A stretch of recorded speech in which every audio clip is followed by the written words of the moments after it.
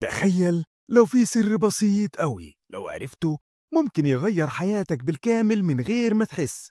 سر مش محتاج جهد ولا وقت ولا حتى إنك تبذل طاقة زيادة. سر بيبدأ بحاجة أصغر من إنك تاخد بالك منها. رقم شكله تافه أوي بس لما بيتكرر بيقلب مصيرك رأسا على عقب. الناس اللي بتنجح مش دايما أذكى ولا أقوى.